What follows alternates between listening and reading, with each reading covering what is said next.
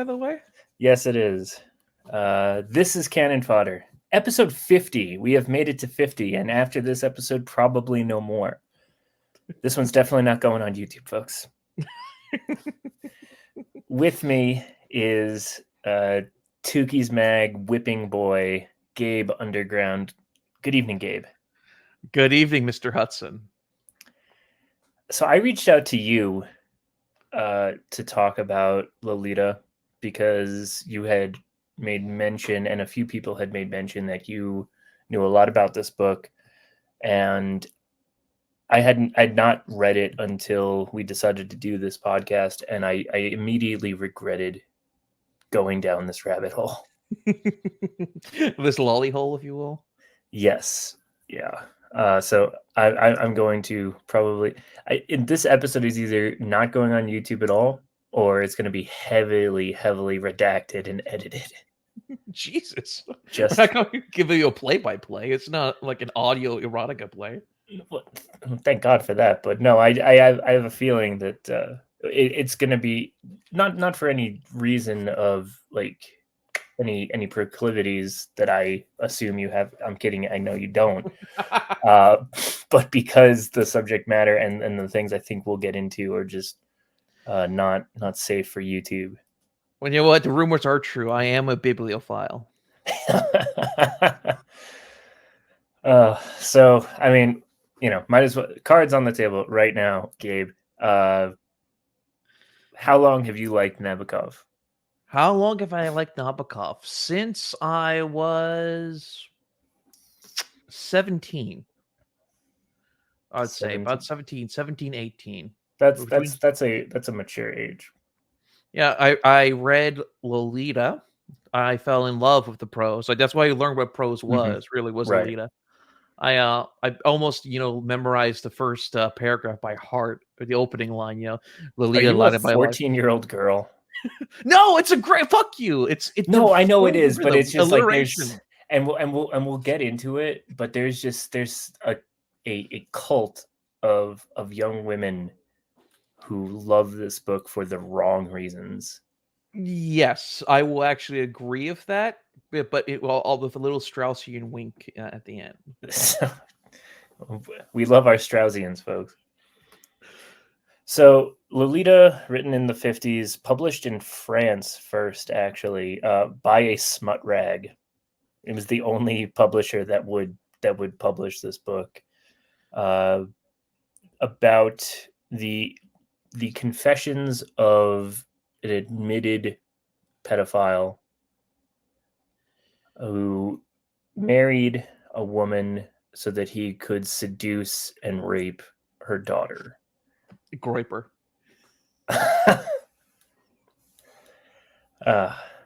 Yeah, so very, very heavy subject material, and throughout the reading, you're being manipulated by this man. Correct. And he is giving you he's using Humbert, which is a pseudonym, right? We never actually learn his name. It's a name given to him by the psychologist who writes the foreword to the book. And I'd say the foreword is probably the most important part of the book. Otherwise, you don't get any context for the rest of the novel. You don't get that Dolores dies in childbirth a few weeks, I think, before Humbert dies. What was his name? Myers, I think his name was. Who John Ray. John Ray. John Ray what, actually? John Ray Jr. is the psychologist who writes the foreword. It's Nabokov's foreword, but he's the character that gives the context for the rest of the book.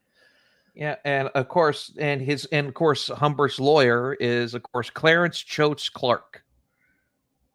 Right. CCC. Now, what's the significance of CCC? Well, the reason why I agree with the foreword is most important is that the text, it deals with the text. So we'll finish up your promo and I'll tell you. So okay, yeah. So this book is as Gabe, you said, the prose is amazing. It's the most beautiful arrangement of words I've ever read. And Humbert himself is writing this in such a way, he's writing as if he's talking to a jury, and that this is his trial. He is trying to convince these people that he's a bad guy. He believes himself to be like this horrible, irredeemable monster, but there are worse monsters out there, actually. And Dolores was a willing participant, and he's sick, and don't judge me too harshly, basically, is why he's writing this book. So the whole time he is manipulating the events to get almost absolution from the reader, which Nabokov, I would say, does a little too well, but we'll get into that. True, and I would say Nabokov even agrees with you with that to a certain degree, because he would never again play hoodwink successfully, like he did with Lolita, this novel after this Pale Fire. He purposely plays up the Humbert in Pale Fire, Charles Kinbolt, where I get the K from in my Substack name, is he's a purposeful clown. Like, he's very bad at hoodwinking the author, the reader, to a very cartoonish degree. Yes. Humbert is too intelligent for your average reader. And actually, I think, if you want to go into metaphysical, right, maybe he's even too smart for Nabokov. It's as if Nabokov created a tulpa, which again we'll get into later, because especially the media surrounding Lolita later on, all the wrong people got the most messed up message from it, and then they had a lot of influence in the culture. But I mean, he would always complain about this. When his first complaint was, I believe it was to Graham Greene in 1956. He's like, my Lolita is having a rough time. The pity is that if I had made her a boy or a cow or a bicycle, Philistines might never have flinched. He talks all the time. You brought up Graham Greene, and I'm glad you did, but I wish you hadn't, kind of thing. I love Graham Greene. His involvement in this whole thing has really soured me on him. Really? Graham Greene wrote the first English review, and probably the most glowing review of Lolita, and is the reason that it got any sort of mainstream play at all, right? So Graham Greene totally stakes his reputation on this, and which is fine. At least without the context of what he had done earlier, you would think, he's just a writer standing up for another writer, getting important work out there, and he really enjoyed this book. Graham Greene wrote a scathing review of a Shirley Temple film in the 30s, saying that the way that Shirley Temple moved and acted in the film was titillating and was disgusting. And he actually got sued for libel by Warner Brothers for it. And that's the reason that he moved to Mexico. That's the reason that we got The Power and the Glory. So Graham Greene, and I think people have tried to massage over this, but there's definitely, if there's smoke there, I think there's a little bit of fire, which is unfortunate because I love his work. What you're saying? So what you're saying is that Graham Greene is one of those guys that read the book wrong. Oh, okay. No, from my understanding, I thought he's just friends with Nabokov because they were sending letters together before publication. So I was like, "Hey, listen, dude, can you do me a solid?" Especially of him being an anti, those guys. Like, listen, this is actually not. Sorry for the dogs in the background; they're being. There's at least. I now have some questions about Mr. Greene that I did not have before, and it's unfortunate. I think I'll have to look more into it. Well, the way I would say, because Nabokov and him were fans beforehand, and since he already came out publicly as very anti, you know what, those guys, maybe I never read his review, so maybe it's like, hey, listen, he's an anti, you know what, so maybe his review as it goes to show that this isn't, erotic. It's not erotic. It's actually negative of those kind of themes. It's very anti, PDFs. It's an EPUB thing. Yes, if I remember, he Graham Greene doesn't take that track now. He just calls it a beautiful, important work. If I remember, Is Greg Reed still alive? no, Graham Greene died a while ago. I think he died in the 90s. Oh, just in time to see the real life events of LMD. Oh yeah, that Library of Mass Destruction, folks, go listen to it. Anyway, so Lolita is the manipulations of a pedophile trying to convince you, the reader, that he's actually not a bad guy and that this is a true love story. The real story of Lolita is, of course, a no good, dirty pedophile kidnapping and raping and ruining the life of a young girl who was already going to be the target of a pedophile. That's the part that's really interesting to me, is that this kid seemed to be the game seemed to be rigged from the start for her. Right. Actually, I would like to pose a question to you. So this is your first time reading Galila, right? Mm-hmm. What is so you're an experienced reader, you're a slow reader, you tend to chew, us guys tend to chew on our text when we can, we're not being rushed for a review or something like that. What is your take on everything before? Why is there so much of Humbert before he even gets to the door of the Hayes household? Oh, I mean, I think it's like the when exculpatory evidence in a trial. He's trying to lay out his case in the best terms possible, and I mean, it's all bullshit too, right? He's got the young Annabelle Lee, who is his love. He's riffing off of Poe. He's talking about all of these great writers who had these nymphette affectations as he does. He doesn't mention that Dante was also 13 when he met the 13-year-old that he loved, but details, right? Right. I see it as him again trying to build the best possible case for himself. And when you're intelligent and you speak beautifully, people will tend to believe you. There's literally a large amount of people in society right now that think that this book is a tortured romance story. Particularly Lana Del Rey fans. Sorry? Particularly Lana Del Rey fans. Oh, yes. Yeah. And we'll get into Lana Del Rey, definitely. So yeah, no, that's what I see the beginning as. And then also you kind of get a hint that he's unreliable, because he talks about having to be put into the sanitarium for being a irredeemable pedophile. Kind of assume that the reason that he's like this is an encounter with a relative. Many such cases, as they say.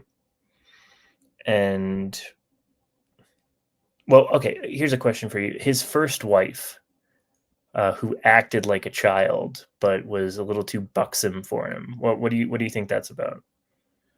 Well, the scene of the first wife was very amusing. It's almost Mm-hmm. completely a figure of comedy.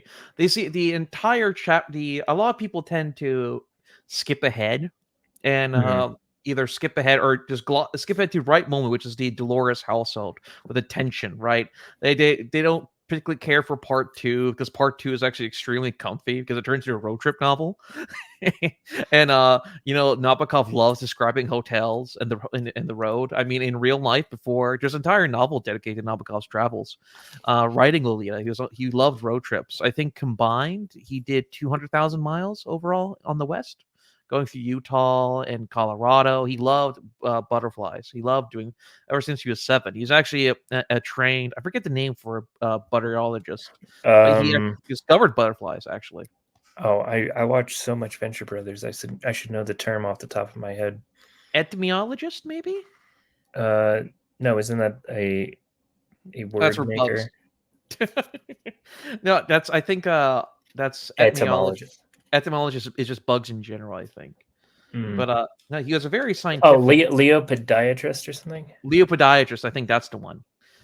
Yeah, he learned to catch butterflies at the age of 7, wrote his first article on it at the age of 12, and it became a lifelong passion for him up until his death. And there will always be butterflies in almost all his works. See, that's the thing that we're really missing from our modern aristocracy is just having wholesome pursuits, wholesome autistic pursuits. I want to know, like, does Mark Zuckerberg just really like Japanese swords? Well, he likes surfing, and he Well, likes. okay, yeah, but like that's like too cool. Like it's got to be something like okay, Uncle Ted in his manifesto writes about how, or not in the manifesto, I think it's in The System's Neatest Trick. He writes about how the Emperor of Japan, when he was no longer the Emperor of Japan, he became like a biologist or a botanist.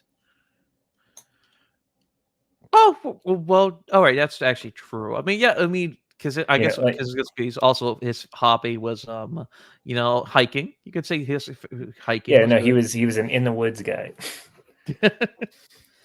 Well, and also shitting in people's bathtubs was also a big favorite. Writing in code. Uh, True, writing in code, literature, classic literature. Known for other work. Yeah, you know what's the worst thing about other Theodore Kaczynski? The smell. The paganism. He was a pagan? I didn't know that. I figured that he just didn't have. I thought he was like kind of a materialist. In one of his letters, he talks about when he kills a rabbit. He's like, you know what, thank you, just out of the blue. He's like, you know what, thank you, rabbit, for letting me kill you. You know, thank you, rabbit God, for giving me this rabbit. It's more of a spontaneous religion kind of thing. I see. Anyway, that's neither here nor there to the that's not germane to the conversation, Gabe. We can't just go off on 50 tangents. We have to get through this freaking horrible book. This is beautiful book. Is wonderful. Yes, it's horribly beautiful. If you reader, if you haven't read this book for the first time or ever, I should say, you ought to read it. It is I think part of the reason that its legacy is so enduring is a large portion of its audience is reading it wrong. The other half is reading it begrudgingly. It's like Nabokov decided, you know, I'm going to write the most amazing thing ever about the most horrible thing ever. And he really does succeed. True. And there's the third way. There is the third way. But you know what? Since we're advocating for the readers to read this anyway, I think it's due time. I think I should do a tasteful rendition of the opening lines. Would you think you would enjoy that? I was hoping that you would. All right. Well, you know, just for I usually do this for our top tuggers. I don't tend to deal with devilish dealers, but you know, in this case, where I know since you can't read, I'll do it for you. I known unreader. CR Hudson can't read Hudson, but all right. Lolita, light of my life, fire of my loins, my sin, my soul. Lolita, the tip of the tongue taking a trip of 3 steps down the palate to tap a 3 on the teeth. Lolita. She was low, plain low in the morning, stands between 4 feet 10 in one sock. She was Lola in slacks. She was Dolly at school. She was Dolores on the dotted line. But in my arms, she was always Lolita. Did she have a precursor? She did. Indeed, she did. In point of fact, there had been no Lolita at all had I not loved one summer a certain initial girl child in a princedom by the sea. Oh, when? About as many years before Lolita was born as my age was that summer. You can always count on a murderer for a fancy prose style. Ladies and gentlemen of the jury, exhibit number one is what the seraphs, the misinformed, simple, noble winged seraphs, invade. Look at this tangle of thorns. And that is the tasteful opening of Lolita. Yes. I did not expect you to add a little of Latin flair to Lolita. I don't think it worked, but we'll call you if It's how Nabakov pronounced it. is it. I was going to send you a bunch of interviews with him where he actually pronounces it in like in the Slavic and also in the American. So he's like Lolita, like the ta was with an H at the end. So first third of the book, we've got, and we'll do a brief plot summary before we get into everything else. So first third of the book, Humbert explains his life. He moves into Charlotte's house. He marries Charlotte because Dolores is there. And then Charlotte gets hit by a car. Even he definitely didn't murder Charlotte, people. All right. He definitely doesn't talk about murdering Charlotte several times and then she just happens to die. Anyway, Charlotte's dead. He goes to pick her up from camp, doesn't tell her that her mother's dead, and assaults her several times before actually revealing that her mother's dead. That's the first third of the book. Yeah, well, it's not even the first third. The section with him before Lolita, where he talks about his young love before he meets Lolita. The smell of the fragrance of them in the hedge. Or the share a dream actually, and you'll notice the idea of twins and illusions. With Nabokov, he often describes fiction as a game, as there's a spatial element. He describes it as like doing chess problems or chess puzzles. It's chess puzzles are different from chess games. Or a chess puzzle, you're supposed to, remove pieces on the board, and it makes the player work to A, reverse the scenario in which the game proceeded, and B, try to figure what's the proper next move. He loved chess problems, and he viewed the literature in much the same way. But he loved the texture and quality of games like this. That's why he wrote on note cards. Because he wanted to mix and match scenarios and ideas and images. He was despite his prose style, he is very much an image-oriented author and thinker. He talked about thinking in images a lot. Mm-hmm. And I think part of it was also the fact that he had synesthesia. So numbers and letters and words had associated colors to him. So so he thought in images. And I think any good shape rotator also thinks in images. Do you think in words or images? Are you a word cell or a shape chad?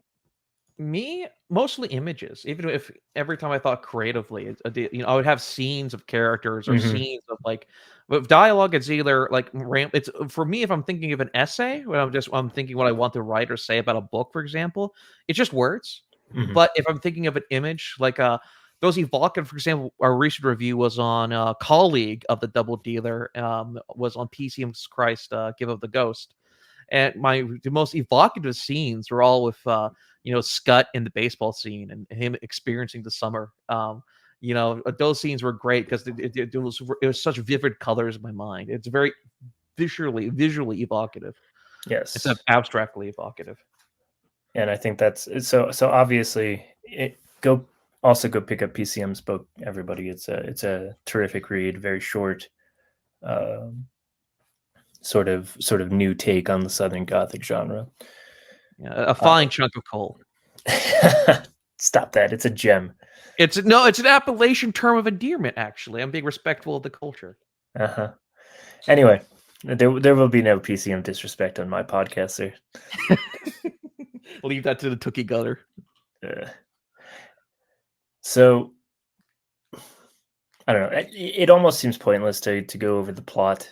I think, honestly, the we've gone over the beauty of the book. We've gone over the explicit, horrible nature of the crimes taking place therein.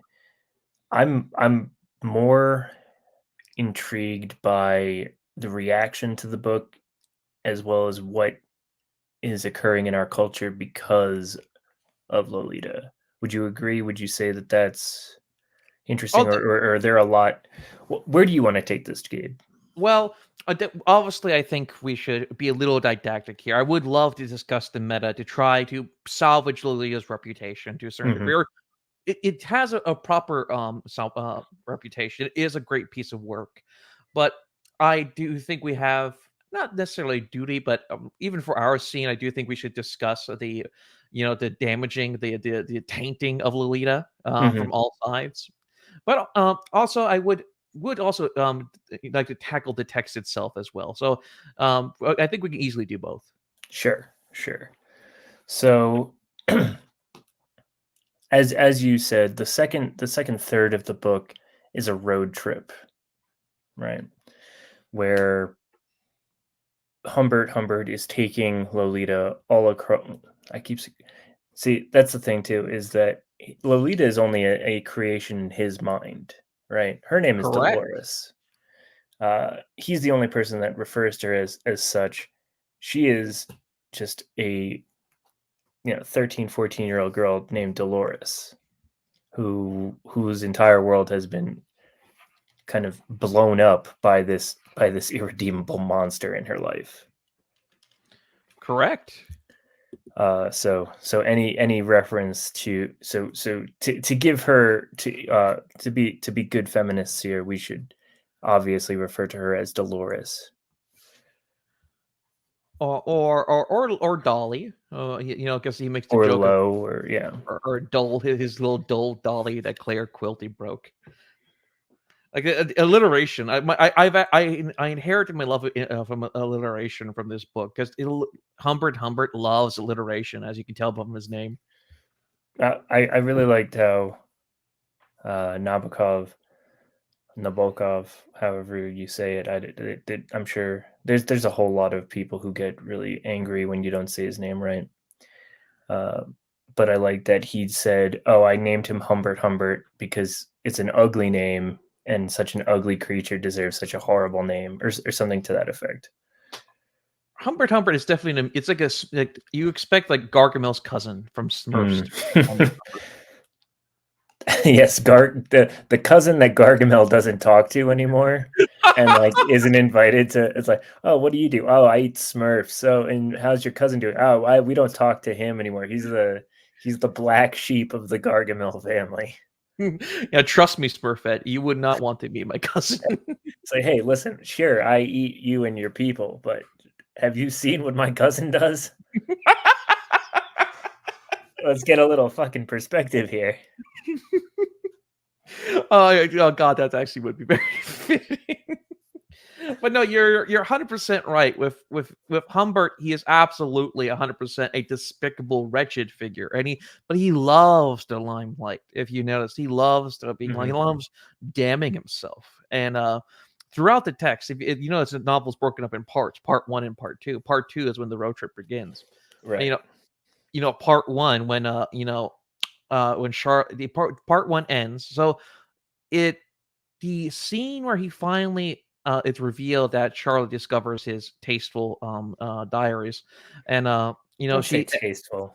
they're tastefully written, and she discovers them and has a freak out moment. And there's a little Seaville incident. Doesn't look ways before she crosses the street. A little Seaville incident. A Seaville-esque moment. If you believe Humbert, yes. If you believed him, which he gives no, like, there's no reason you should believe him. True. He talks about murdering Charlotte several times. True, but that you have a wife. You know how it is. Yeah, I'm not going with you on this. Listen, my bitch wife has been a notorious cliche for a reason. You could accuse Humbert of many things, but a murderer is one thing way too much. Way too many. He is a murderer. No, he doesn't murder. What do you mean? But he murders at Cruelty. the end of the book. No, well, that's what are you defend? He was he as an EPUB stand. He was killing a PDF. All right, he was killing a PDF file. All right, that was justice what he did actually. But I mean, it's still murder. What it was Like tasteful he's murder. definitely capable of murder. Oh yes, capable. Well, we'll get to that. Because in a lot of ways he murders himself in that scene. Because so at the end of that, the road trip begins after he takes custody of Dolores or Dolly, and the road. Did you find part two to be cozy at all? Because a lot of No. it isn't about the relationship with Lolita. You know, a lot of part two is them describing what it's like to be on the road living, like the Yeah. hotel machines, the drink shops, the lollipops, all these. Like it's pure Americana in part two most That of the is time. one thing. That is one thing that I was glad to see, because I thought just from the reputation in this book that it would be nonstop horrors, and that really only happens once towards the end of part one, right? And then it's never really brought to the forefront in an explicit way again. Oh yeah, I mean, I mean, he has a wank in her school class one time. But, for the most part, if you notice, part 2 is overwhelming. I mean, honestly, if I it's actually quite boring from that perspective because Dolly doesn't have a much of a character. She acts kind of like a brat and very abrasive towards, Humbert Humbert. Despite him being like a genius aristocrat, classical European. But if for the most part, he also hates the hotels. He gets stuck on the doors. There's a lot of physical comedy in part 2. It got because if you notice the entire scene of the shelling point of the novel takes place in this one hotel in particular called the Enchanted Hunter, Mhm. right? And the Enchanted Hunter is a loving place. It's a beautiful scene, basically, the Enchanted Hunter, because it's ripped with so much detail. It's very rich, and that's where he meets Claire Quilty, actually, who is the super predator version of him. Basically, he's an American playwright and an American he's kind Pornographer. pornographer, yes, and very disparagingly, he's a sleazeball like scriptwriter. Basically, he's a Mhm. very famous scriptwriter in Hollywood. Well, other connections to Hollywood, and and the thing is, him and Humbert, he's the only one on Humbert's level in terms of witticisms. If you notice when they first meet, when Right. he's he's a figure in shadow, by the way, but the only thing you can see is with the cigarette, and they're just kind of bouncing back, like dialogue basically between the two of them, and it's very much a game to him. And it's actually that's the part of that's almost like a criminal detective novel. Is Yes. that Did you ever see that show Dexter, yes, yes, where he instantly recognizes any other sort of serial killer, or I think there's even like a PDF file character at one yeah, point, and he's like, "Oh yes, you don't know that we're playing a game, but we are playing a game, and you're losing." yeah. Type deal. Yeah, a much more campy version of Dexter. Dexter, Right. like past season two, Dexter, basically. Yeah, it's I 100% concur with that. It's there's a game of like chicken and mouse between him And and that's the thing too, is that Humbert either convinces himself that I think part of his ego is he has to be the only one who is like this. True. So he creates the term nymphette. He is the irredeemable monster. He has to be in the spotlight. He can't bear to be he has to be unique in this regard. And I think Quiltley's existence takes something from him, because I'm not gonna give Humbert anything. I'm not gonna say, oh well, he was bad, but I guess he was good at the end because he killed Quiltley. No, fuck this dude. He is But he's so well read in Proust yeah, and French. exactly, and that's the thing, is that he's like, oh, he's so well read, he's so cultured, and it's like, well, what's the point? Yes, in the electric chair, everybody burns the same way. Well, fun fact, they paint electric chairs yellow according to Quilty. And yet again, the details are the best parts. This novel is rich in the details. I'm glad you appreciated in part two the fact that 80% of part two is just a road trip novel with this fucking weird French Swiss man dealing with like road culture and a very bratty girl in a Well, seat next to him. and not for nothing, Nabokov understands America, and you can tell because he loves the road trip. Oh, absolutely. You can tell from the prose. The comedy is that Nabokov loves America, and the prose is fighting Humbert because Humbert hates Right, right. He's a snooty French aristocrat who hates America. right. So you can actually see the clash between us because you can tell like Humbert Nabokov really understands because again he loved road trips, so he wrote most of Lolita while on a road trip, and so he actually loved road trips. It was actually one of the things that made him away from his family because a lot of Russian immigrants at the time they hugged New York. They did not go into the like Into the low, hinterlands, the provinces. yeah, the low for an anti class, the proletariat land. But Humbert had a deep love for like he was in bumfuck Utah and like loving it for the most You part. mean Nabokov, right? Yeah, Nabokov. He Yeah, you said loved. Humbert. Oh, well, it's a when you're that good, I mean, and they share many similarities. Like Nabokov would tend to lend certain personality traits or certain calling cards for example, Nabokov loves Proust. Mm. So he gives his love of Proust to Humbert and gives certain aspects to father worship. He gives to Humbert. Nabokov loved his own father very well in much a similar way as Humbert does. And a certain is here and there living in Paris, moving to America. And of course, that there's that great scene in the beginning is like when the Russian cab driver steals his wife, and the Russian cab driver throws his cigarette into the toilet and pisses in it. And Humbert gets really mad, and he's like, "How dare him!" But then he realizes, "Oh wait, he probably was trying not to be rude because because he's arguing with his wife the entire time, and the Russian cab driver was most likely just trying to be polite. So he's like, "What's the most polite way to like? I'm gonna pee in his toilet, but I'm not going to flush. And I'll tastefully throw my cigarette into there as well."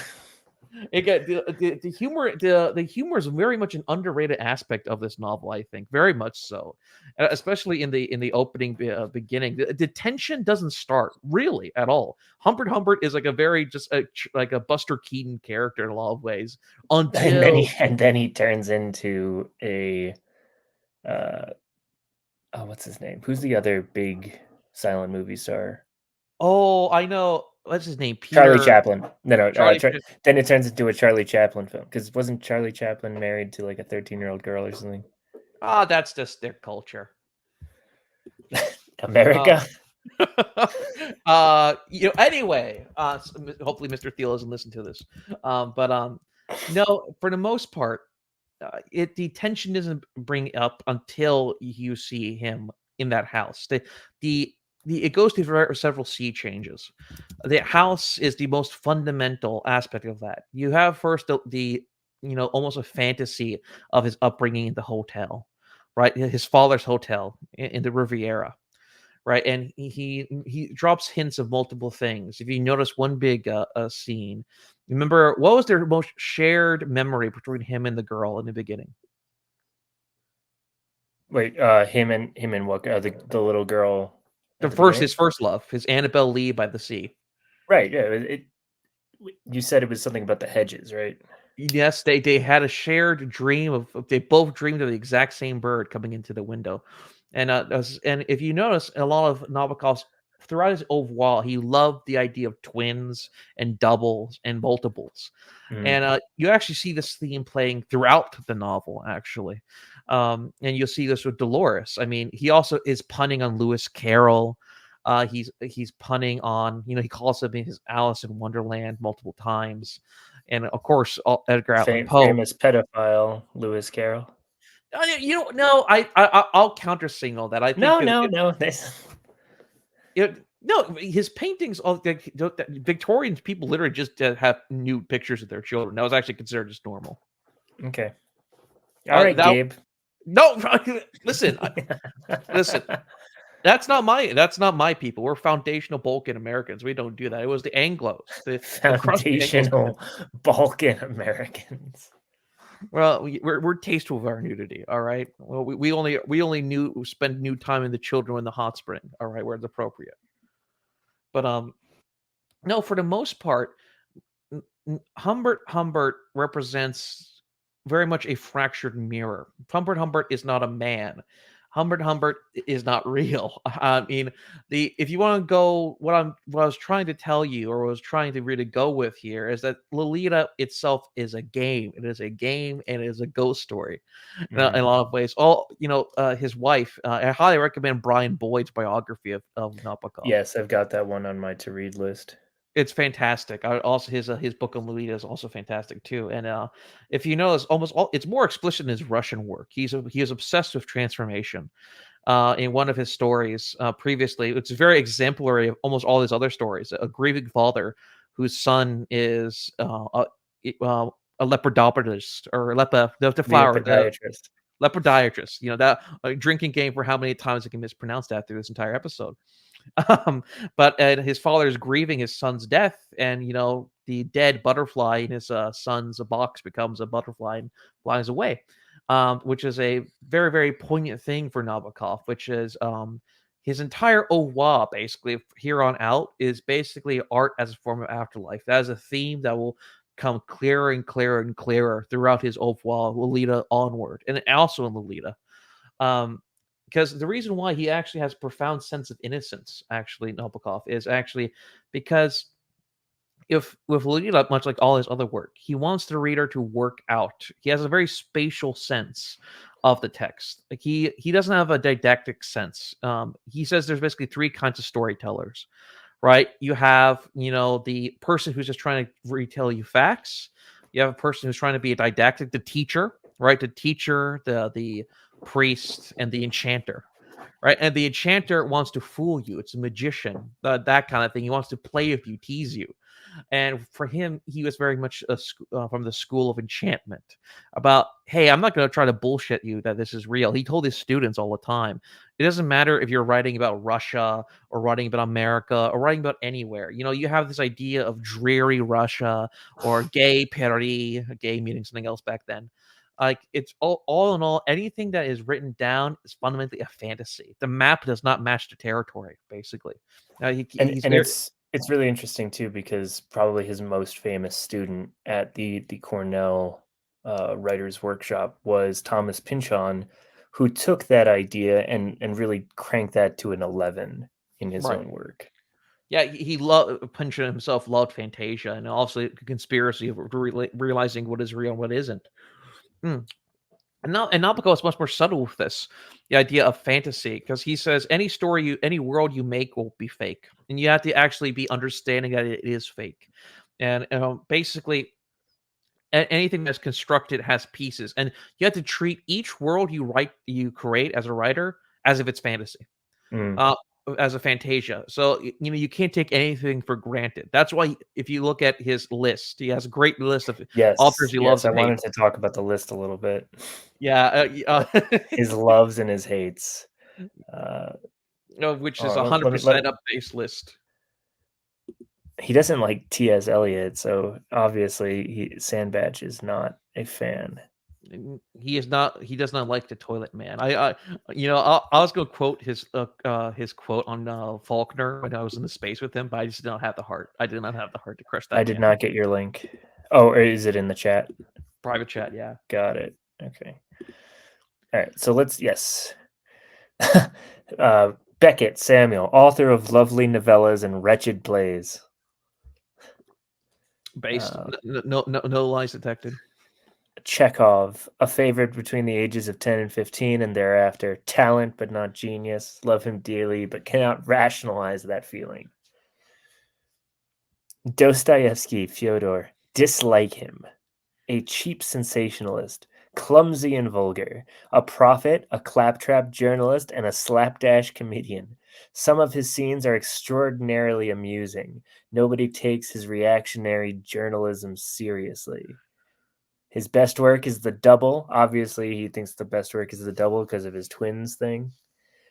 disliked intensely the brothers Karamazov, disliked intensely Crime and Punishment, called a ghastly rigmarole. That was an audio too, by the way. That was an audio interview he gave to, I think, was it Ellen Mosley, I believe, if I recall correctly. It's very funny because his accent's like, I detest Brothers Karamazov. I detest immensely. James Mossman. That was it. Was in 1969. Yeah, it's deeply, deeply amusing. But to be fair, he also treats Tolstoy the same way. Yeah. Everything after Anna Karenina. Well, I mean, Anna Karenina, I think, is probably like the achievement of literature. Yeah, no, he likes a War and Peace. He's like, that that fundamentally juvenile War and Peace, fine novel, a little too long, just a pinch too long. He hated Kreutzer Sonata, which I think is a great story. He loved the death of Ivan Ilyich, which again, great story. Let's see. He loved John Updike. I was surprised to know that one. His wife was in his class, I if I recall see. correctly. Uh, he did not like Zamyatin, who wrote We, which is like a proto 1984. Anything overtly ideological, he hated. And I'll give a little bit of context to his Dostoevsky one. He, in his other collection of opinions, this is from Strong Opinions, this is his interviews and such, and other essays. There's another really good interview collection, Think, Write, Speak. I think like a genius, I write like a madman, and I speak like a baby. Actually, I think is actually a direct quote. If you notice all his interviews, he actually reads from his cards. He always was very self-conscious in public speaking, actually. He could not do an interview without having his cue cards on hand, actually, and writing. He would insist that the questions beforehand were written down, and he would write down his responses and like pretend to act natural, actually, most of the time. That's how you get his pro style while he's speaking in real life, basically. actually based. Yeah, no, based as fuck. He would make also any journalist after the first 10 years, he would give them a quiz. It's like, have you read any of my Russian novels? +5. Have you only read my American novels? -1. Have you only read Lolita? -10. And based on the formula, he'll give you the interview. He was immensely based like that. And but he gives a longer context for Dostoevsky because the rivalry between Nabokov and Dostoevsky is like lit history. It's like famous on the lit board. And to give context to him, his critiques of Dostoevsky is not that he's a bad writer, is that fundamentally he is just not a prose stylist and he is not a novelist. He made a joke actually fundamentally is that Dostoevsky was destined to be Russia's greatest playwright, but it damned him as his worst novelist. Which in Nabokovian like comedy in his humor style, what he's saying was he has a style more fitting for a For playwright. theater. Yeah. Yeah, because if you know Notes from Underground, Dream of a Ridiculous Man, White Nights, some of his favorites, my favorite short stories, were basically perfect. Well, I know Notes from Underground is a novella, not a short story, but you get what I'm meaning. Yeah. They can all be Yeah. one man plays, and they'll be actually performed very well as one man plays. Actually, yeah, Notes from Underground would be a banger of a play if it was set up that way. Because it could do both. It could be a one-man play and then intermission, second half is just played straight as a regular play. Right, I've seen only one play. There was a one man play. It's on YouTube. It's from an American absolute ass. They do not get the Underground Man at all. They turn him more into a figure of comedy than a pitch black tar comedy as it was in the novel. But and if you notice, even Brothers Karamazov, there's wonderful set pieces in there that alone are very strong. That's why he says there's good scenes. Mm-hmm. And there's also, dare I say, the political aspect of, as he calls him, his reactionary journalism, also profit. It's mostly due to him, his father. Nabokov adored his father, but the thing is with Nabokov is that his father was an Anglo-boo. Like you realize his class of Russian noble were like the NPR listening class of Russia. Yeah, he was very liberal. In fact, he was kind of he was kind of a socialist for his time, but not the right kind of socialist. He was, I guess, champagne socialist in revolutionary Russia doesn't get you much staying power in the new regime, so you got to leave to Germany.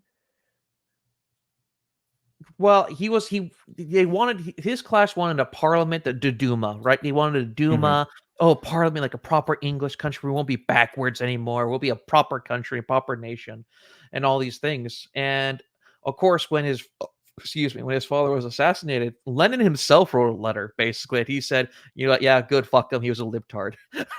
You know, I mean, liberals get the bullet too.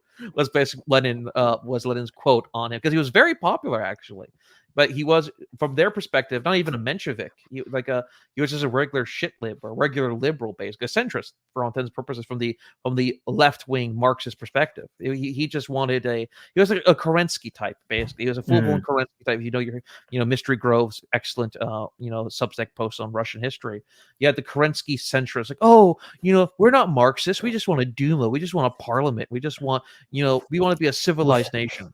We're classical liberals. Classical liberals. Yeah, that's where you get classical liberalism. We all know what that leads to. But he loved his father very much, and I highly recommend, if this gives you a bad taste in Nabokov due to the subject matter, I'd recommend his autobiography, which he also treats like a fiction because That's Speak Memory, correct? Speak Memory is very good, extremely well written, and also should be read twice. He wrote everything as everything being needs to be read twice. That's where I got my read twice rule, because as from the Nabokovian school, reading once is you collecting all the puzzle pieces or setting Mhm. up the board in a chess game. After that is when you actually dig into the text and actually try to figure out what is there. There's a spatial element to Nabokov, much like here, for example, is very spatially aware. There's set pieces. There is a game to him. If you read into the text, you find more details.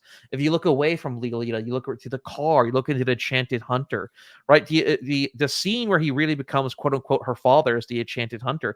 That place Mhm. has more details than Lolita's personality. I mean, the girl does not have a personality in this text. She simply does not. Well, I, but it's also because he doesn't care. He has created, and I don't mean he is in Nabokov. I mean he is in Humbert. Humbert has created a personality for her, true, but so he's actually, not going to put any details in there that contradict that. you know what? I'll just give you one further. I've been hiding this entire thing. Actually, I'll give you one further. He created her literally because there never was any Lolita. There never was any Dolores. Oh, There, really? yes. This is my fundamental Straussian reading of this text. You got very close. It's certainly better than your Catcher in the Rye interpretation. Um, Oh, the world. Yeah, I still stand by World War II. yes, yes, him in the train definitely represents him, visiting a Parisian whore or something in World War II. But Anyway. anyway, this is my story. I have reread it. I have bits of marrow sticking to it, and blood, and beautiful bright green flies. I had toyed with many pseudonyms for myself before I hit on a particularly apt one. There are in my notes Otto Otto and Mesmer Mesmer and Lambert Lambert. But for some reason, I think my choices express the nastiest best. And so this is near the end, and the very last two pages are some of the best pages here because Humbert slash Nabokov give up the game, actually. Mm. Um, I'll also give you another quick quote reading before I break it down even further. Like a demented giant and pull him apart nerve by nerve. And do not pity CQ. One had to choose between him and HH, and one wanted HH to exist at least a couple of months longer, so as to have him make you live in the minds of later generations. Keyword live. I am thinking of Erics and Angels, the secret of durable pigments, prophetic sonnets, the refuge of art. And this is the only immortality you and I may share, my Lolita. Or as a certain bard would play, long lives this, and this gives life to thee. I believe that's also called a sonnet. And so the entire game with Lolita is that the entire events of this are not real. Whoever Humbert is, real Humbert is he wrote this entire thing as a wankery. This is what this is? This is literotica smut. Yes, this is the most Aspie R9K poster ever. Literally, This is good because as of recording, the episode with Geo just came out. Yes, Yeah. yes. This is the 145 IQ white boy version of that, basically, of My Immortal. Oh man, we've just brought this full circle. Yes, if you notice, for example, in the lawyer's transcript, the document you mentioned, you got Mhm. very close. If you notice, why is the lawyer used the word throbbing? He uses the word throbbing and violin, and he uses the prose. If you notice, no other character writes prose that pretty other than three characters in this: the lawyer, the psychologist in the beginning, Humbert himself, and CQ, Claire Quilty, or Mm. Claire Q. If you notice, every time a character talks about Quilty, one of his friends, if they say, "Oh, hey, Q," it's not spelled with a Q; it's spelled with a C. So it's Claire Q, which is CLARE. Interesting. And yeah, my Q, Vivian Darkbloom, which is an anagram of Vladimir Nabokov.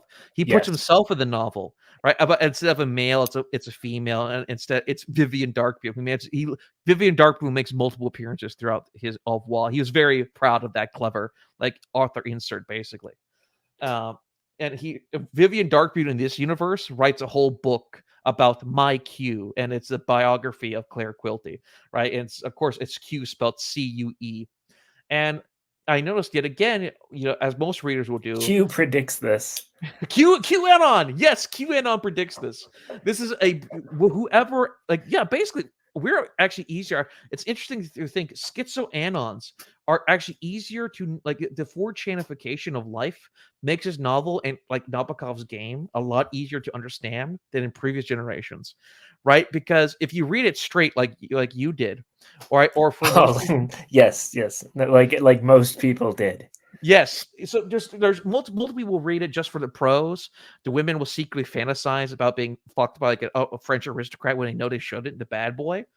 They do not ever reread the thing, or they skip the lawyer thing. They don't like the details. They skip over the road trip. If you read any woman's review of this on Goodreads, I don't like part two as much. I like the parts in the house. They want the tension. They want the relationship drama, right? Part two is 80% of part two is a fucking glorious, campy, cozy road trip novel and him describing life on You're the road. reading it wrong, you fucking bitch. You are. They are.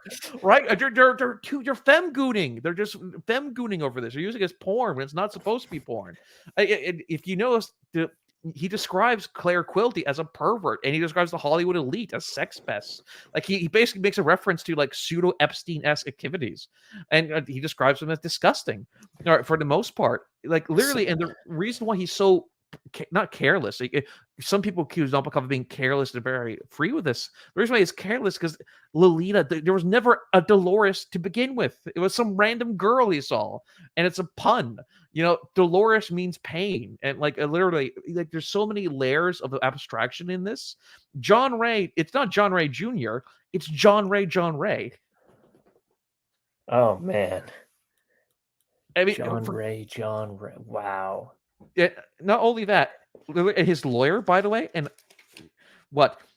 Clarence Choate Clark. Yes. Come the fuck yes. on. Wow. Okay. You've convinced me. That's some good schizo posting. The entire point of the novel was that he took these tropes because he loved parody. This because he grew up in Edgar Allan Poe. European aristocrats prefer Poe more than us because I forget who translated him. Actually, he basically did a very free translation. He basically just ripped off Poe and made it more pretty. And because the Gothic scene was very much popular. It's kind of like how film noir went over there. As soon as the Americans do something dark, the French love it. Yes, or like for example, westerns, right? The Japanese ripped off their westerns and then made their own version, and then we ripped it again. It was a circle ripping off kind of thing. Mm-hmm. That's what happened with this, basically. So Nabokov grew up reading like Alice in Wonderland. Remember, he spoke English before he could speak Russian. That's how much his family were Anglo Blues, actually. So he grew up reading Chesterton and Alice in Wonderland and Sherlock Holmes. You notice there's multiple Sherlock Holmes references. And the plot has even a lot of mystery elements, by the way. And so throughout the entire novel is literally just a game of perception again and again and again. And you read it, for 2 or 3 times. You see this again about he makes reference to it. He calls Dolores multiple times a ghost, an apparition. One time, I think even says, I wish she was real, and then moves the fuck on in his paragraph. You know what I mean? Because he gets lost in his own sauce basically when he's rambling, Oh and man. he admits it multiple times. But you're either because he will purposely ramp up the prose, and you just get lost in the prose style. He even says, count on a murder for fancy prose style. Nabokov is purposely doing that to fuck with you and see if you're paying attention. Right? Dolores never existed. Remember that time in the road trip when he notices a picture of his father's hotel in the gas station Yes. in the museum? You know what I mean? He's purposely fucking with you, basically. Oh, dude. No, great. Thanks, Gabe. No, I have to reread this book, and It's and exactly. I knew I liked you. You paid a lot of attention. I really liked what you were saying. It was just that little part in the end because he basically reveals it right at the end, and then you could only notice it with him. The fact that he basically reveals to you, I only choose names that repeat, and then you read the forward again. Just that little piece of attention Nabokov is asking, right? And a lot of people don't do that, sadly. I don't know. I'm gonna like. Part of me is a little relieved because it means that the Dolores character was never harmed. But on some level, she kind of is, right? Because we're reading a made up story about a girl being harmed, right? So she never existed, but we empathize with her because we're human, right? So if we just take another level of abstraction there, it's still like no one is ever in danger, right? But because it's just a piece of fiction. Yes, it literally, But it was a LARP the entire time. right, It's right, right. literally green text LARP. No, but I'm talking about just even Nabokov writing it. Like you can say it's like, well, who is this harming, bro? Kind of thing, because it is a piece of fiction, but adding that other layer of it's a piece of fiction within a piece of fiction, though those disgust alarms still go off in my head, because it's like what is Humbert now, like the ethical pedophile? It's not even ethic. No, It's like no. for him, it was just it's a parody of Poe from the very beginning, when he references Annabelle Lee by the sea. Oh man, Actually, you have that list with you. yes, I Control do. F, Control F Poe. Control F. Where did that go? Okay, here's that tab. Poe, a favorite between the ages of 10 and 15, but no longer. One would like to have filmed his wedding. Exactly right.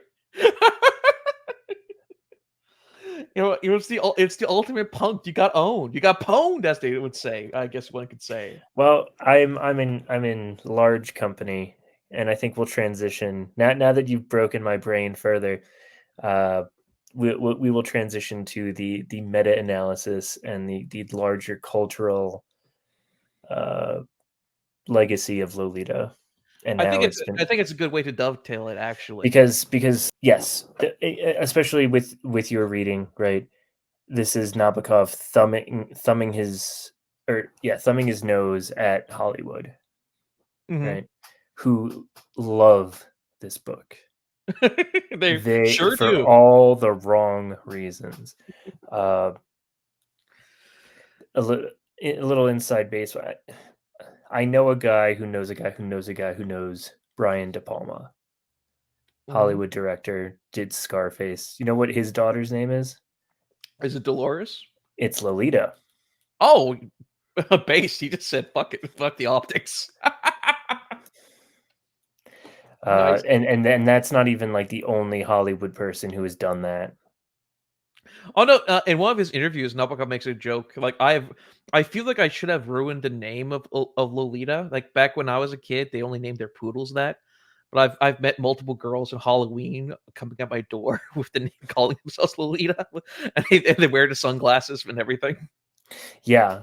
So that's the thing too, is the 19, what is it, 67 film By Stanley Kubrick, yes. by Stanley Kubrick, right? Creates those damn red heart sunglasses. And which that becomes Lolita, even though she's aged up in the film, because they literally could not film the book as it was. right. Yeah, they literally could not. And actually, I highly recommend reading Nabakov. He actually was approached to do the script, had a very much fun time doing the script. And then And they of said, course, we can't use this. yeah, they threw it away actually.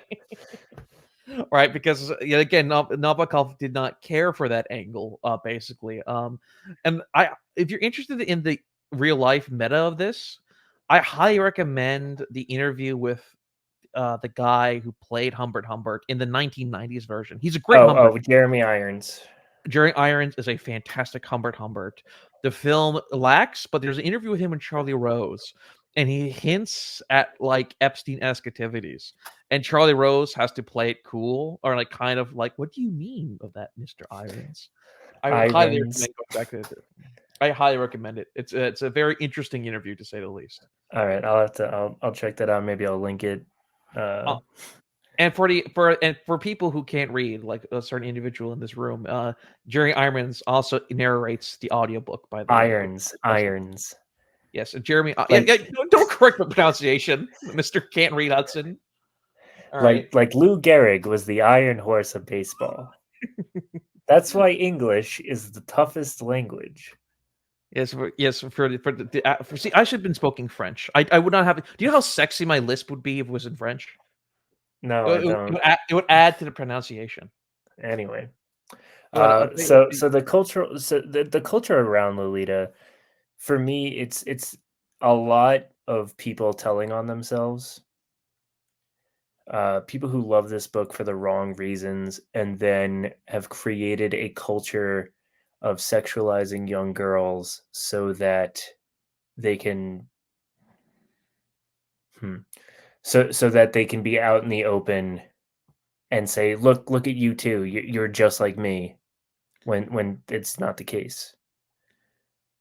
That is actually that's a feminist critique, actually. Yeah. Oh, I know it is. And I listened to a whole feminist podcast about it, and I think they're half right. I think that there's a part that they're missing that they obviously cannot acknowledge exists, because then that destroys the eternal victim narrative that they have. Well, because again, it's the whole problem is a sexual revolution. When the sexual revolution was a scam, one they understand it was a scam, but not the way we do, because we understand through like bio-Leninism and like Bertrand de Juvenel, like theory cell reasons. They understand it as men. Oh, men got the better deal, even though like under sex negativity, sex was more ethically distributed amongst men to go full incel socialist. In reality, it's only beneficial to like a high class of men. It's the classical 20-80 rule, basically. So like, yes, me and my fellow 20% chads have run the gamut. Have monopolized sexual access to women, right? And taste. Well, I'm a Volcel. I'm a true cell, but my incel brethren, right, are denied their trad wives. I'm denied my Hegelian trad wife. There are no wheat fields anymore. Oh. They're all into bagels now. They took my wheat fields and they turned them into bagels. No, but okay. So the there's a pretty interesting podcast called it's just called Lolita Podcast. It was put out in 2020. I forget what the woman's name was, but it's a feminist critique of Lolita, or not a critique because she likes the book, but it's like a feminist look at Lolita and the culture around it, right?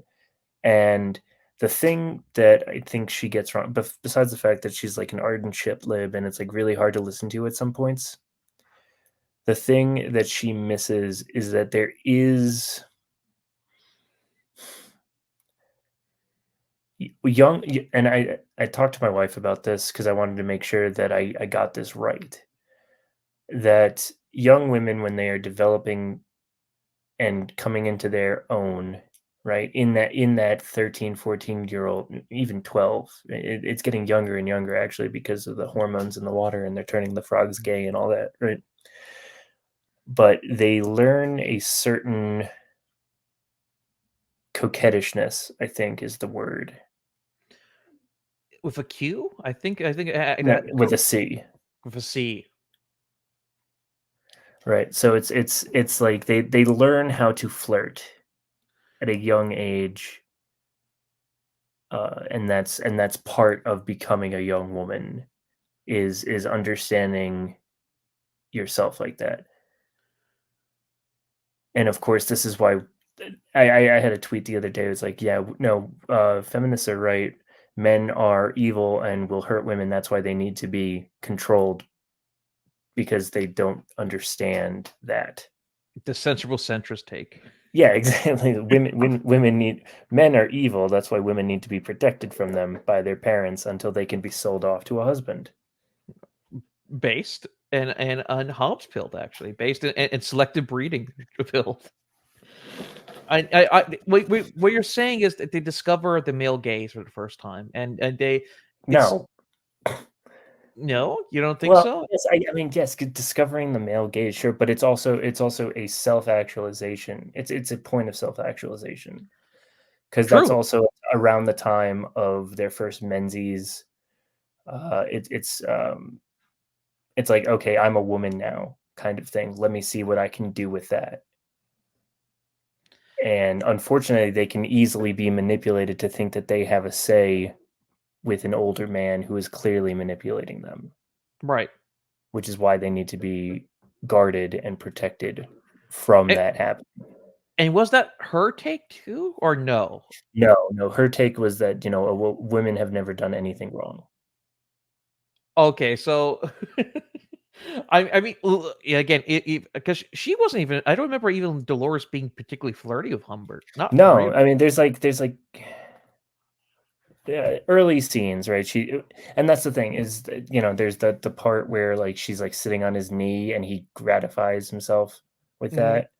I think she like gives him a kiss at some point. And in one point in the car, she calls him like a dirty old pervert or something. But there are scenes where like, but that's the thing too, is that you can't take anything that Humbert says as factual because he's just such an unrepentant liar throughout. All of it could be made up, and to the point that you're saying that it is all made up. Yeah, I mean, it's like in the fight scene with Q. Just real quick, by the way, he even says, "I'm literally rolling over myself," and that's what, and that's where the last line he says, "Well, it was either HH or QC. I chose to have HH live a little longer to finish running this." I mean, come on! It's a beautiful spoof because yet again people get so invested in Lolita like you did, and it's rightfully so when you read it the first time. Like, oh, he's a dark protagonist. It's just like Death Note, dude. He's like an evil genius. No, He's really neat. When you read it for like as a 14, no, 15, I never thought he was literally me. other than that part, he was literally me, right? I like Humbert, Maybe like. he's literally you. I can't even read. Yeah. Well, when you listen, you probably listen to the excellent audiobook actually, which is fantastic. I would copy like prose lines. I loved the way I love his thoughts. I love his sassiness. Like, yeah, like his entire thought process was based like. He was aspirational. He was young. He was my version of Andrew Tate, minus Oh man. I was, of course, I love my EPUBs. I can't stand PDF files, obviously, but his personality, because I fell in love with his personality during the scene with him in the Riviera. I love the Riviera parts, and I found actually the Charlotte Hayes drama kind of boring, actually.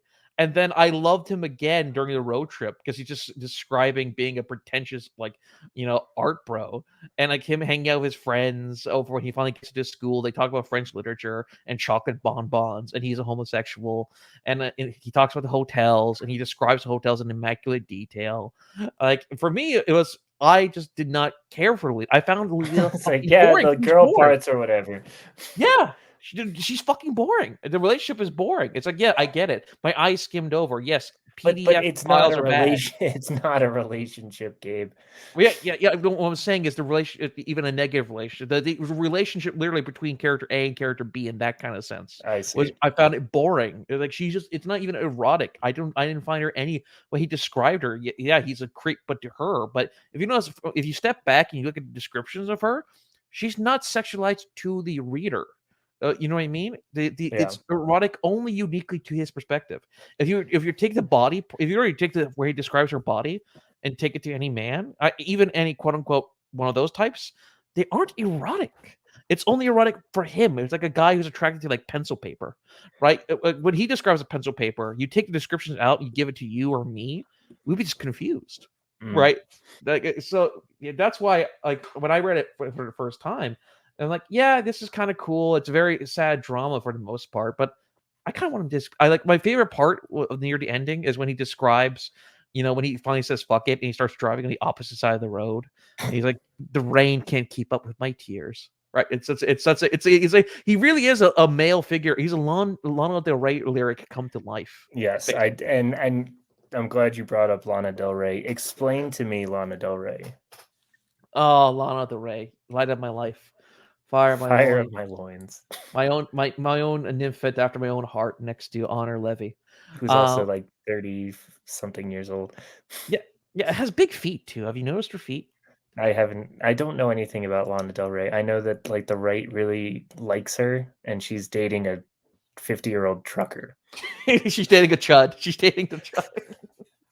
It's Give the Ghost meets My First Book. Lana Del Rey is very interesting because she plays into this archetype of like very meta-aware sexuality. She reclaims Lana. So I assume most yes, people. she tries to reclaim Lolita. Yes, there's a song on the deluxe edition of Born to Die, literally called Lolita, and also one called Carmen, because Carmen is also a name that's used occasionally in Lolita. And Lolita, it literally is about Lolita as temptress. Hey Lolita, hey. I assume you listened to the song beforehand. I listened. I read the lyrics. Yeah. Oh, it's a great song. Skipping heartbeats, skipping boys downtown. It's a great song. And the entire album is great. But so the whole point of Born to Die is this very rustic femme noir, a woman who owns her sexuality, very Camille Paglia sense, a woman who Yes. knows she's a tragedy of man, a woman who knows she's the judge of man in a lot of ways. And the reclamation of Lolita is very bizarre because if you only from the text itself, it's very bizarre. Nabokov found it bizarre himself. That's why he despised. He still loved Lolita as a work. I mean, it made him. His last picture of him in Cornell is him smiling his ass off in 1959 because the paychecks were so good from Lolita, he could finally retire, basically, at a relatively young age. So he's like, the paychecks for Lolita are great. I love that book. I'm glad it was a success. Too bad I've created a monster. Yeah, and that's why if you notice, I highly recommend, if not with me, with someone else, Pale Fire will be a great episode because you'll see that basically its entire gimmick, even before Lolita and after Lolita, was literally this word game parody stuff. Basically, he loved doing this shit. And one day he tries to write an Annabelle Lee spoof, and then not only does that blow up, the reception to the spoof and no one getting the joke someone becomes the point of the joke, even though you yourself never envisioned that as the point. It's like the whole Sam Hyde meta irony, the whole discourse between meta irony and irony poisoning happening in 1960. Oh man, that's rough. That I'm gonna have to think on that one. It's very interesting because again, in a lot of ways, this novel is much more easier to understand. Like I said earlier, for us, and from the feminine standpoint, they take Lolita as temptress. Women who read this, obviously, there's a fantasy element. All women love a bad boy. There's a reason why every women goon to like vampire rapist billionaires, right? Everyone wants a vampire rapist billionaire, and that's their aspect. Okay, no, so that's the question that I have, right? How much of that is just inherent to women, and how much of that has been sort of incepted into our culture?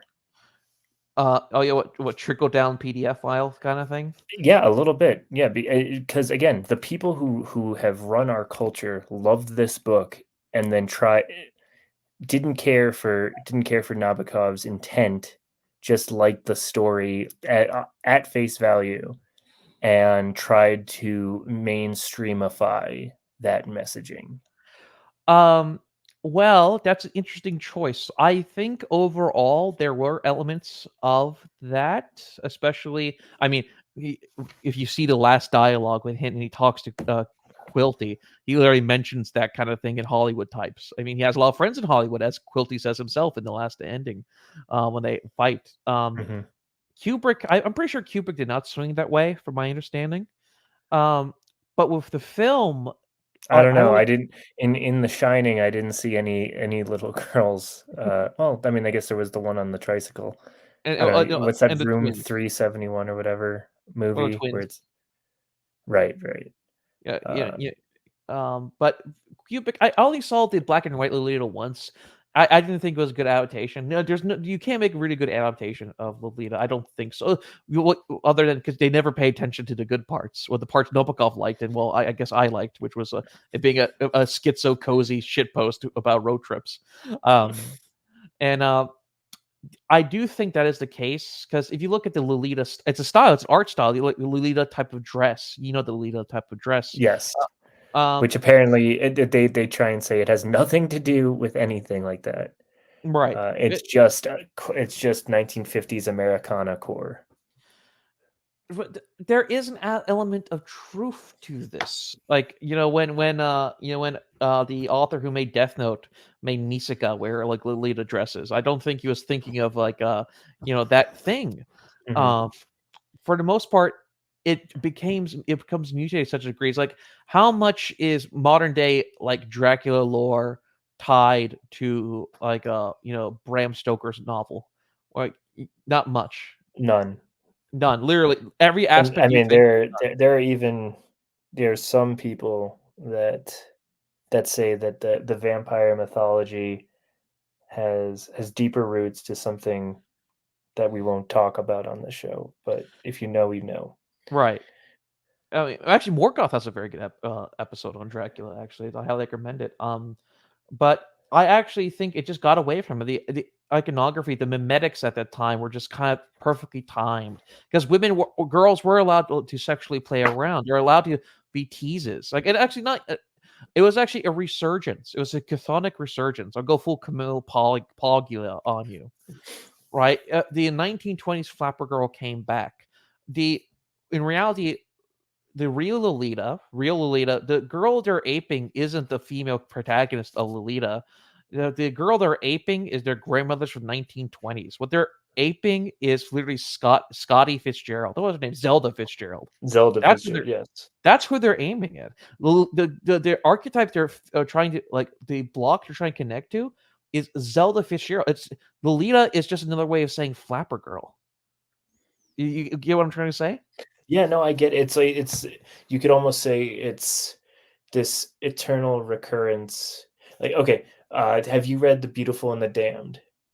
Once a long time ago. Okay, so at the beginning of The Beautiful and the Damned, there's it's like not God, but somebody's like, okay, you're going to be brought onto Earth and you're going to have a great time in the 1920s, and he's like talking to like the spiritual feminine in Like that moment, and this like is the like muse. this. Sorry.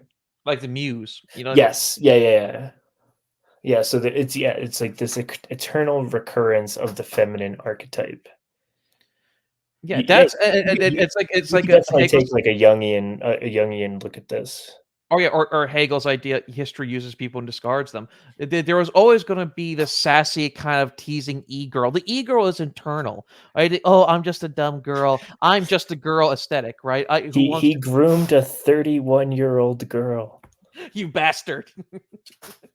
Yeah, basically that is the case, and it happened to be thing was already happening in American culture long ago. It happened in 1920s. It was a revival of that innate chthonic urge, that throbbing chthonic tendril, if you will, to use a Humbert language. Now, okay, you're the resident Polya expert. Does she write anything on Lolita? In Sexual Persona, I actually do not recall a Lolita reference. She talks more about young boys, actually. Yeah, no, she's got a lot to say. Yeah, a very Bappian take on young boys. But no, not Lolita does not make a reference in Sexual Persona. To my recollection, I don't remember a Lolita reference. Although I do think she would have some very interesting things to say about Lolita, because Lolita is about the power. The Lolita phenomenon is about the power of women over men. They want to toy, like as a teenage girl, it's rebellion. It's like the teenage boy when you get your first erection in Marshalls on the porcelain section, right? And you have no idea why, right? And you have these fantasies, right? You have your feral incel Schopenhauerian white man with fangs fantasies, right? And you don't know the depths of the chthonic urges that go forth through you. With women, it's the same way. But with women, it's alluring. It's the craving of, oh, boys now see me, right? They associate being seen by men in that way as self-realization, right? And the idea of toying with that ability, the ability to bring a man to his knees, that's definitely Polya-esque. Women recognizing that they can say no to men, and it will actually genuinely hurt men, right? In a very foundational sense, hurt men, because you're denying them fundamentally the right to exist. Um, it's a very empowering idea with women. Also, it's very dangerous. Driving drunk at 300 miles an hour in a car is very empowering and also very dangerous. Which is actually kind of the equivalent of what women do, or what women are at a young age are tempted to do. It really Yes. is their equivalent of driving drunk. It's like their version of that from a Interesting. male perspective.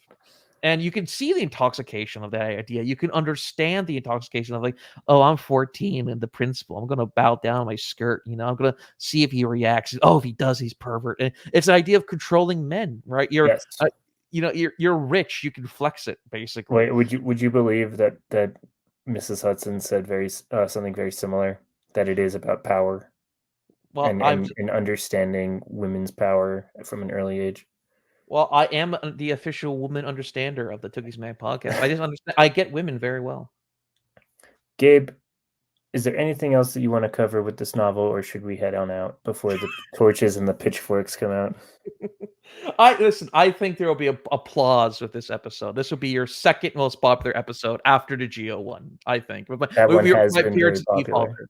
My e-father brings in the Geo cells. I'll bring in the Gaby goons. The G&Gs will have a great time together.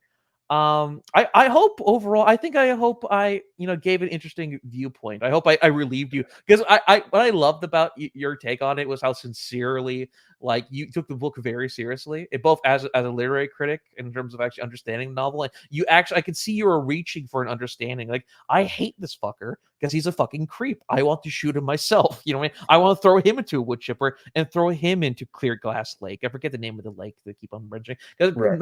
Humbert Humbert keeps on changing the names of that lake to Hourglass Lake.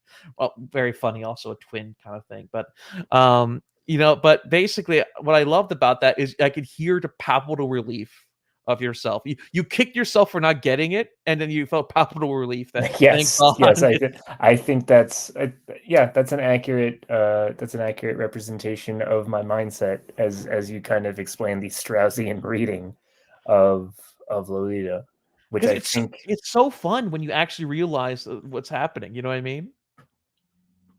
I wouldn't say fun, but yeah.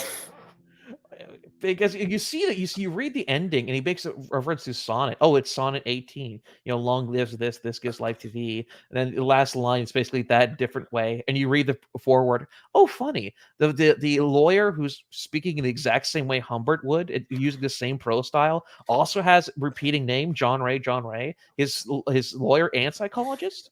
Oh, wait. And Yeah, Humbert literally says he's making up his life as he goes along. I will say that I did lose a little sleep trying to understand this phenomena, and now I can rest well knowing that it was all for nothing. Well, yeah, it's like a hyper meta joke. It's literally Ghost of Kiev. Do you think at any point during when you and I were watching Murdoch during the old days, with Sam Hyde being like notorious shooter Sam Hyde, that a governor would say, call Sam Hyde the Ghost of Kiev? He did it again. I can't keep getting away with it. Exactly. Like, you can't. Lolita can't keep getting away with this, right? The ghost of a concept of a girl is now used to sell sexual empowerment. Lolita is a power. It's a femcel power fantasy, right? That's the joke. Okay, now that's the question that I have, though. How much of that, the femcel power fantasy, how much of that is just manipulation by pernicious men? because again, it's being marketed to them like fucking Lana Del Rey, Britney Spears, any of these fucking Katy Disney, Perry.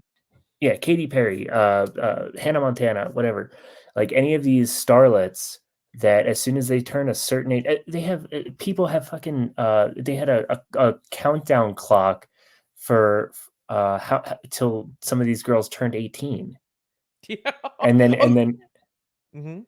you know, and it's like, okay, how much of this, how much of these women are just playing into a game that they shouldn't be playing? I think that however misguided and annoying, I think the feminist critique of this phenomenon is kind of right. The phenomenon, yes, I'll 100% concede to that. It's hard to tell. I would say again because again the imagery comes from Kubrick's film, the stars, the glasses thing, which Right, is right. very iconic. Don't But yeah, forget the lollipop. The lollipop is very important to the image. oh yes, don't forget that too. Yes, but the Lolita dresses.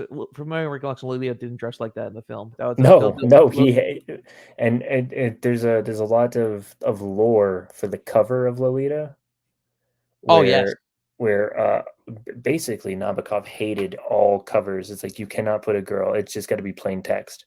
yeah, like, yeah, exactly, and that's what also because they all used to slander Nabokov as also as a PDF file, basically, which also he was extremely annoyed at. That's why he also refused questions about Lolita because like it was clear that you never read anything I read before or after, and didn't understand my entire literary style was like puns and parodies. This is just it's a Poe parody, motherfucker. That's why I made you read that Poe quote, right? Because it's the perfect punchline to this entire discussion was I would like to have filmed his wedding, right? And the thing, your main question is how much is his top-down influence, and how much is his feminine exploration through media? Um, I would say an interesting inversion of this. You're gonna hate me for this, but I think you understand what I'm going with. How much of the mommy GF phenomenon is elite controlled or male fantasies trying to develop sexually speaking? Mm. I would say I how much is that elite controlled? I actually don't know because I can't think of, well, I mean, I guess the man-child sort of dynamic really is a creation of popular media. Is it though? Well, I mean, it goes all the way to Oedipus It's Rex. yeah, well, yeah, I mean, that's yeah, damn. And it's an interesting thing, and the seducing woman. I mean, the siren. All right, and that's the thing. Listen, obviously, 110%. Oh, dudes wanked to Lolita the film. 100%. There's 1,000% chance of that. Absolutely, not disagreeing there. What we're talking about is the meta effects, though. No, yeah, no, you're damn. It okay, yeah, from like from a sort of archetypal standpoint, I think okay, we'll do the sensible centrist thing. We will say that these phenomena have always existed, but they are being turbocharged in our popular culture. Basically, pretty much, I'll agree with that. Because if you look at anything that's Lolita coded, it's literally just being a young girl who controls men. That is it. That is it. From the feminine perspective. It's even though in the novel it's not like that at all. Lolita only purposely influences or like blackmails Humbert once, very later on during the book, during when she talks about basically when she runs Yeah, away. so she can escape. Yeah, Yeah. That's the only time that the classical Lolita trope of the dark, when women cosplay Lolita or like, oh, I'm so Lolita coded, right? She has like three like e-boys on her finger and all these. Like, she does actually have all the powers. Actually, when they LARP and kind of live that lifestyle, it's based from the text. It's nothing from the text, basically. Nothing from the text. Only some imagery from the films. Everything else is just mimetic kind of cultural aspects, and the name is pretty. Then if this name was named Dolores, it would or like literally Dolores, anything else, Dolly, maybe. It's the name is unique, it sounds sexy, Lolita, right? It literally is that shallow. It's for the most part, I would agree with you, except I know for a fact, like from the if there's, I don't think Big Mommy is controlling us to have mommy fetishes. that's true. The big Yeah. long house, you know what I mean? Like he wrote this before Hollywood, not after. Hollywood amplified it to a certain degree. But when you and I think of Lolita, well, you and I, we're not close enough in age, but we're close enough to each other. The e-girls that are reading My Immortal, who read My Immortal, read some sections of Lolita, thought it sounded very pretty, and then the meme of it kind of caught on, and the general feminine aspects And they were of the like, flapper "Oh girl. yes, I am like this as well. I have control or whatever." Yeah. Yeah, basically that's literally that's the entirety of the phenomenon, which it's like QAnon. Like I'm sorry, like Q was not real. Sadly, Trump was not wearing a Biden mask this entire time. Women just do be like that to a certain I don't degree. know. He did wear a MAGA hat recently. That might have been Trump in disguise. No, well, with the height, I think that was actually Barron. Or, because All right. Trump, Okay. Biden is a little bit taller than Trump, if I recall correctly. Really? Yeah. I've actually never seen them next to each other. Oh, well, why do you think that is? Why have you never seen Barron and Trump next to each other? I see them next to each other all the time. Well, that's what they make you want to see. That's why they don't see. That's why they never want to see him and Biden in the same room. Because if you compare him and Biden and him and Barron, you would notice that Barron and Biden are the same height. Interesting. So Okay. that's We won't go. We'll save this for LMD. Gabe, how can people support you? Where can they get more of your work? well, if you want more LNon theory, obviously you should go to Tookie's Mag, at the Substack. Obviously, Dave is an excellent essayist. He's planning on releasing something relatively soon. You can go to my Substack, the Camarilla. I'm planning on releasing something hopefully before the end of the year. And you can go watch LMD, which will be live streamed either on Double Dealer or on Tookie's Mag once we figure out live streaming. Once the cavemen on Discord. I think it's going to be on Tookie's just because you guys have more subscribers than us. Oh yeah, we do. Yeah, probably from just being a better product and better podcast overall. I'm cutting all that. Our hosts can read at least. But yeah, you can find me on my Twitter Spaces. I've been handling every Thursday for the National Futurists. I'll probably most likely do another one this Thursday. And yeah, other than that, mostly just subscribe to Canon Fodder. For all of the shit we give them, we have to admit Canon Fodder is a better name than Sidebar. Damn straight. If only something half as clever came from Double Dealer as the title of your podcast. I'm gonna murder you with a hammer. No, that's our weapon. That's the Zoomer's weapon. Fine, I'm gonna take a screwdriver and just twist until your head pops open. That's a very boomer weapon, actually. Whatever. What's the millennials' weapon? An industrial lathe. No, I was thinking more of the Walkman, like the Daria-esque Walkman. You have no idea. Anyway, folks, if you've made it this far, thank you. I don't really know how to end podcasts, so I'll just say insert ending here.